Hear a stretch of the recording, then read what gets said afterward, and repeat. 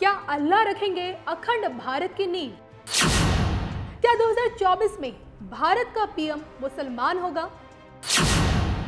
75 करोड़ मुस्लिम के पीएम कौन है? शोएब जमई पर एक्शन की उठी मांग। देखिए सिर्फ धर्म ज्ञान पर। नमस्कार, मैं हूं आपके साथ कविता राणा। हिंदू राष्ट्र को लेकर देश में देखिए इस वक्त सबसे ज्यादा बवाल मचा हुआ है। चारों दिशाओं से भारत को हिंदू राष्ट्र घोषित किए जाने की मांग उठ रही है।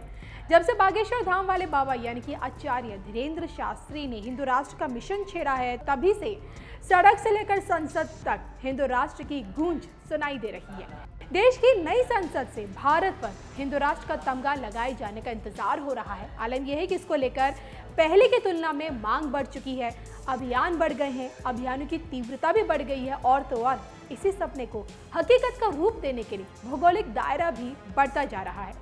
हिंदू राष्ट्र का ख्वाब दिखाने वाले धीरेन्द्र शास्त्री एक कदम आगे बढ़कर इस बात का ऐलान कर चुके हैं कि भारत को ही नहीं, पाकिस्तान को भी हिंदू राष्ट्र बनाएंगे। अब पाकिस्तान अधिकृत कश्मीर को भी प्रभु श्री राम और हिंदुस्तान की सबसे ज्यादा जरूरत है। उनका ये कहना है कि जिस दिन से भारत में हिंदू मस्तक पर तिलक लगाकर सड़क पर निकलने लगेंगे, उसी दिन भारत हिंदू राष्ट्र हो जाएगा। तो हिंदू राष्ट्र का सपना देखे कब साकार होगा, ये तो वक्त बताएगा। फिलहाल तो हिंदू राष्ट्र को लेकर, अखंड भारत को लेकर, भारत के अगले प्रधानमंत्री को लेकर पेशे से मुस्लिम स्कॉलर शोएब जमई कुछ ऐसा बोल गए जिसके बाद से उनके खिलाफ कानूनी मुकदमे दर्ज किए जा रहे हैं। बुलेट की रफ्तार से शोएब जमई का इस वक्त एक वीडियो सोशल मीडिया में सबसे ज्यादा तेजी से वायरल हो रहा है। आज जिस हिंदू राष्ट्र को लेकर, भारत की जिस अखंडता को लेकर और चर्चा होती है, उसी को लेकर शोएब जमई की सोच कितनी नफरत भरी है, ये आप उनके इस वीडियो में साफ साफ देख सकते हैं। खोल करके सुन ले बाबा, कसम खुदा की कह रहा हूं, अल्लाह करे वो दिन आए कि ये देश अखंड भारत बन जाए और पाकिस्तान के रहने वाले 25 करोड़ मुसलमान और बांग्लादेश के रहने वाले 25 करोड़ मुसलमान और हिंदुस्तान के रहने वाले 25 करोड़ मुसलमान, ये तीनों मिलकर के 75 करोड़ जिस दिन हो जाएंगे, उस दिन हमारा ही मुसलमान प्राइम मिनिस्टर होगा और 250 से ज्यादा यहां से हमारे सांसद होंगे। 2024 चुनाव के बाद ऐसे बाबाओं को लंगोट लेके न भागना पड़ा तो शोएब जमई का नाम।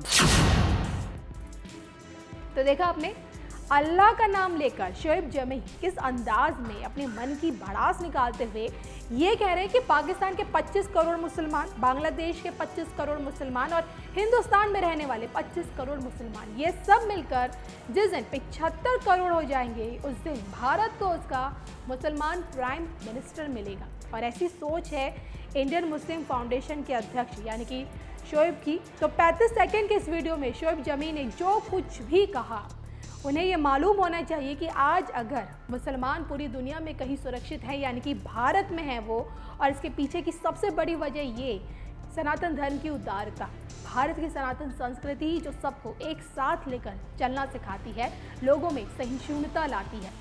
इस वीडियो के चलते फिलहाल देखिए #शोएब जमई सोशल मीडिया पर इस वक्त सबसे ज़्यादा ट्रेंड कर रहे हैं। टीवी डिबेट में जब ये वीडियो दिखाकर उन्हीं से पूछा गया कि उन्होंने ये सब क्यों कहा, तो उन्होंने अपनी बात बताई। स्थानीय पत्रकार ने मुझसे ये पूछा कि बागेश्वर बाबा अखंड भारत बनाना चाहते हैं, आरएसएस अखंड भारत के पक्ष में है, तो क्या आप इसका समर्थन करते हैं? मैंने उनसे कहा हाँ, मैं अगर ऐसा होता तो क्या होगा? ऐसा तो है नहीं कि पाकिस्तान और बांग्लादेश के मुसलमान तुरंत धर्म परिवर्तन कर लेंगे और वे रहेंगे तो मुसलमान ही। और देखिए इसी वीडियो में शोएब जमई ने जो आपत्तिजनक बातें कही, उस पर भड़के लोगों ने उनके खिलाफ यूपी और दिल्ली में देखिए पुलिस से शिकायत भी दर्ज करवाई है। शोएब जमई पर हिंदुओं और मुसलमानों में नफरत फैलाने के भी अब आरोप लग चुके हैं और इतना ही नहीं, देशद्रोह का मुकदमा भी दर्ज कराने की मांग उठ चुकी है। अब ऐसे में देखिए इस पूरे मामले को बढ़ता देख अपने इसी वीडियो को लेकर शोएब जमई उन्होंने एक लंबा चौड़ा पोस्ट ट्विटर पर डाल दिया है। अपने इस ट्विटर पोस्ट पे वो ये लिखते हैं, जब हमने आरएसएस द्वारा प्रस्तावित अखंड भारत की बात की तो एक हाइपोथेटिकल सिचुएशन समझाया कि ऐसी स्थिति में क्या क्या मुमकिन हो सकता है। जनसंख्या का अनुपात बढ़ेगा, डेमोग्राफी चेंज होगी। तो जवाब में RW ने कहा कि सबका धर्म परिवर्तन करवा दिया जाएगा। कोई क्यों करेगा धर्म परिवर्तन? क्या डरा कर सकते हो या जबरन? फिर हमने जब समझाया कि मुमकिन है कि कोई मुस्लिम की भी प्रधानमंत्री बन सकता है तो हंगामा मच गया। इनकी एजेंडा इन्हीं पे भारी पड़ने लगा। बस देने लगे गाली और धमकियां, चेकमेट। अरे इसलिए कहता हूँ, ख्याली पुलाव मत बनाओ, कब तक भ्रम में रहोगे। सच्चाई है कि ऐसा होना निकट भविष्य में मुमकिन बिल्कुल नहीं है। इसलिए जिस देश में हम रहते हैं उसी को खूबसूरत बनाओ, सबके लिए रोजगार के अवसर पैदा हो, कोई भूखा ना रहे, कोई गरीबी में आत्महत्या ना करे, किसी बेटे के साथ बलात्कार ना हो। भारत देश को महान बनाए और भ्रम में मत जाओ। तो ये सब कुछ ट्विटर पर शोएब जमई ने अपने उस वायरल वीडियो को लेकर ये ट्वीट किया है। देखा जाए तो अपने इस ट्वीट में शोएब जमई यू टर्न लेते हुए आपको भी दिख रहे होंगे, अपने ही कहे शब्दों पर अब पर्दा भी डाल रहे हैं। लेकिन एक कहावत आपने ज़रूर सुनी होगी कि अब पछताए होत क्या जब चिड़िया चुग गई खेत। कुछ इसी तरह का हाल इस वक्त शोएब जमई का है। बोलते बोलते मन में रखी कुछ ऐसी बातें वो कह गए जो अब उन्हीं पर भारी पड़ रही हैं। तो इस पूरे मसले पर आपकी क्या राय है, कमेंट करके बताइएगा ज़रूर। एक तो जो आपने विषय उठाया, जो नए संसद में जो नक्शा जो दिखाया गया, मेरे ख्याल से हमारे प्रवक्ता जो हैं इस पे टिप्पणी कर चुके हैं। Am I correct? हाँ, कि उन्होंने कहा कि ये अगर आप उसी के नीचे वो कुछ साइन बोर्ड जैसा कुछ लगा हुआ है, उसमें लिखा है कि ये आई think you can read my recollection, ये कुछ अशोकन एम्पायर का डिस्क्रिप्शन है। तो ये एक ऐतिहासिक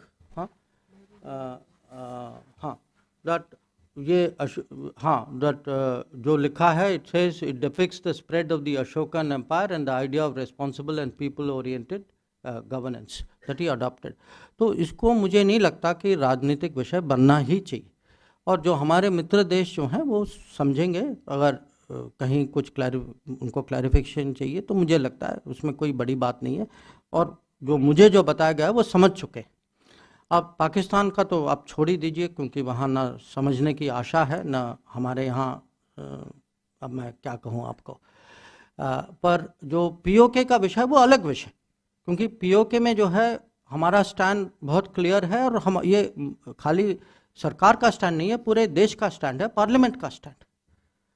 तो उसमें माने पार्लियामेंट का स्टैंड है, तो उसमें कोई चेंज करने की माने पॉसिबिलिटी है ही नहीं। जो your question Zelensky and G20, no, look, in our view, G20 participation is for members of G20 and for the countries and organizations who we have invited to the G20, and that list we had declared as soon as we assumed the presidency of the G20. So it is not something that we have reviewed, and it is not something, very honestly, which we have discussed with anybody. The third question जो आपका जो middle east का सवाल जो है, वो अगर जो मैं पिछले 10 साल की सफलता की अगर जब मैं बात कर रहा हूँ, तो मिडल ईस्ट ये एक ऐसा क्षेत्र है जहाँ ये आपको साफ दिखाई देता है कि अगर आप खाड़ी में देखें, ऐसे देश हैं जहाँ माने सालों से कोई हमारे यहाँ से कोई लीडरशिप विजिट नहीं हुई थी। हाँ, और जो हमने हमारे लिए एक किस्म से हमारे लोग वहाँ सर्विस करने जाते थे, और वहाँ से हम लोग पेट्रोल खरीदते थे, तेल खरीदते थे। तो पिछले 10 साल में जो परिवर्तन जो आया है कि पॉलिटिकल लेवल में एक तो एंगेजमेंट बढ़ी है, बहुत कंफर्ट है हमारे। अब अगर आज हम दुनिया में देख के अपने मन में सोचते हैं कि कहाँ देश हैं जो हमें सपोर्ट करते हैं, उसमें से बहुत सारे देश जो हैं वो मिडल ईस्ट के देश। और मिडल ईस्ट के देश अगर हम दोनों जो हैं MOS डायरेक्टली उसको देखते हैं, मेरे ख्याल से गल्फ में तो हम I think each one of us would have paid at least 2, 3, 4, 5 visits. और जो बाकी देश भी हैं, मैं इजिप्ट गया हूँ, मैं टूनीशिया गया हूँ, आप तो I think you have been to Iraq, to Morocco, Algeria. तो एंगेजमेंट उनके साथ बढ़ा है, राजनीतिक परिप्रेक्ष्य से हमारे रिश्ते जो हैं और नज़दीक आए हैं। तो और जो अगर आप ट्रेड देखें, वहाँ एक FTA भी हो चुका है UAE के साथ, व्यापार भी इस समय में पिछले 10 साल में काफ़ी बढ़ा है। तो मैं कहूँगा हर दृष्टिकोण से ये ज़रूर ये एरिया जो है हमारे लिए एक किस्म से डिप्लोमेसी, सक्सेसफुल डिप्लोमेसी का एक उदाहरण है।